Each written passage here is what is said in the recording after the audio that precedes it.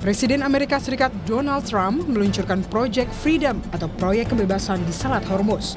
Proyek ini bertujuan untuk membantu kapal-kapal yang terjebak di Teluk Persia dan sekitarnya. Langkah ini kembali membawa kawasan tersebut berada di ambang konflik berskala penuh, seiring dengan Iran yang berupaya menegaskan kembali blokade yang dilakukan pihaknya. Trump mengatakan proyek kebebasan akan dimulai pada Senin pagi waktu Timur Tengah. Proyek ini adalah upaya untuk membantu perusahaan dan negara netral yang tak bersalah yang meminta Amerika Serikat untuk membebaskan kapal mereka dari Selat Hormuz. Melalui akun Truth Social-nya, Trump menyebut akan menggunakan upaya terbaiknya untuk memandu kapal dan awak keluar dari Selat Hormuz hingga kawasan kembali aman. Ia mengatakan ini adalah tindakan kemanusiaan atas nama Amerika Serikat, negara-negara Timur Tengah, dan khususnya Iran. Banyak dari kapal-kapal ini kekurangan makanan dan segala sesuatu yang diperlukan. Jika proses kemanusiaan ini diganggu, maka harus ditangani dengan tegas. Menteri Keuangan Amerika Serikat menyebut bahwa blokade yang dilakukan Amerika Serikat telah berdampak besar ke ekonomi Iran. Ia menyebut Amerika Serikat telah menyekik perekonomian Iran dengan memberlakukan blokade. Iran juga dinilai tidak lagi mampu membayar tentara mereka dengan kondisi ekonomi yang porak-poranda. And I can tell you that we are suffocating the regime and they are not able to pay their soldiers. This is a real economic blockade and it is in all parts of government. All hands on deck.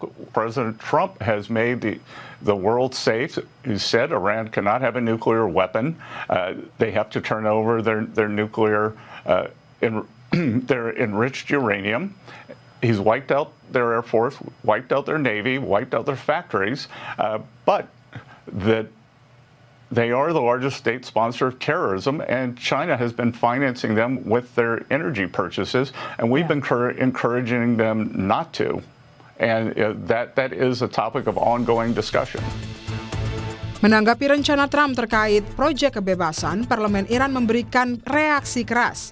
Pihak Teheran menegaskan kehadiran militer Amerika Serikat di Selat Hormuz tidak akan ditoleransi. Iran dengan tegas menolak semua cara negosiasi Amerika Serikat, termasuk dengan memblokade Selat Hormuz. Iran menilai pendekatan tersebut tidak sesuai dengan prinsip kedaulatan negara. Teheran menegaskan tak akan tunduk pada dominasi dan justru menuntut kompensasi atas serangan yang terjadi. پیگیرش هست در حوزه روابط بین‌الملل، حقوق بین‌الملل و رعایت اصل حاکمیت ملی کشورها سازگار نیست. یعنی تسلیم. هیچ کشوری آمادگی نداره برای اینکه بخواد تسلیم زورگویی و اشغال و هژمونی کشور دیگری بشه. ضمن که این دوران هم گذشته.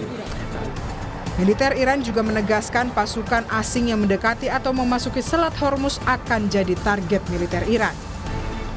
Komandan Markas Besar Militer Iran, Maijen Ali Abdullahi, menyatakan Selat Hormuz berada di bawah kendali militer Iran. Kapal-kapal yang akan keluar atau masuk Selat Hormuz harus berkoordinasi dengan militer Iran. Dalam pernyataan yang dibacakan presenter TV Iran, Maijen Ali peringatkan pasukan bersenjata asing terutama militer Amerika yang mencoba masuk perairan Selat Hormuz akan jadi target militer Iran. فرمانده قرارگاه مرکزی حضرت خاتم الانبیا گفت ما با تمام توان امنیت تنگه هرمز را حفظ و پرقدرت مدیریت می‌کنیم و به تمام کشتی‌های تجاری و نفتکش اعلام می‌کنیم از هر گونه اقدامی برای تردد بدون هماهنگی نیروهای مسلح مستقر در تنگه هرمز خودداری نمایند تا امنیت آنها به خطر نیفتد. سرلشکر خلبان علی عبداللهی اعلام کرد هشدار می‌دهیم هر نیروی مسلح بیگانه به خصوص ارتش متجاوز آمریکا چنانچه قصد نزدیک شدن و ورود به تنگه هرمز را داشته باشد مورد تهاجم قرار خواهند گرفت. Sementara itu, juru bicara Kementerian Luar Negeri Iran, Esmail Baghei, menyampaikan bahwa saat ini Iran tengah dalam upaya untuk penghentian total permusuhan. توقف جنگ در همه جبهه‌ها از جمله در لبنان یکی از تفاهم‌هایی بود که در تفاهم آتش‌بس 19 فروردین حاصل شد، علیرغم اینکه طرف مقابل در ابتدا مدعی بود که چنین چیزی نیست، بعداً صحه گذاشته شد بهش. این امر به این دلیل هست که اولا تحولات منطقه بله به همدیگه مرتبط هست، ثانیاً آنچه که در لبنان اتفاق افتاد ما نمیتوانیم جدا بکنیم از آنچه که در کل منطقه حادث شد و بر این اساس در هر توافقی علل اصول باید موضوع خاتمه جنگ در لبنان هم مد نظر باشه. فکر میکنم زمان اون رسیده که کشورهای اروپایی با شجاعت نتیجه تبعیت کورکورانه از سیاست‌های غیرقانونی آمریکا رو ببینند و تصمیم بگیرند که رویکرد مستقل‌تری نسبت به تحولات بین‌المللی از جمله در غرب آسیا و در رابطه با موضوعات مرتبط با جمهوری اسلامی ایران اتخاذ بکنند. Iran telah mengajukan proposal balasan yang berisi 14 poin kepada Amerika Serikat.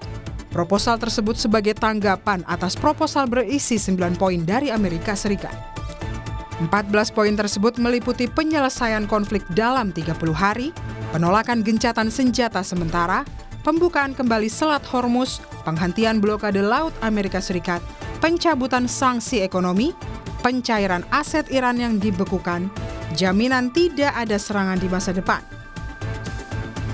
Iran juga meminta penarikan pasukan Amerika Serikat, kompensasi perang, penghentian konflik di Lebanon, mekanisme baru Selat Hormuz, tenggat waktu negosiasi selama 1 bulan, penyelesaian permanen konflik regional, dan negosiasi lanjutan program nuklir yang setara.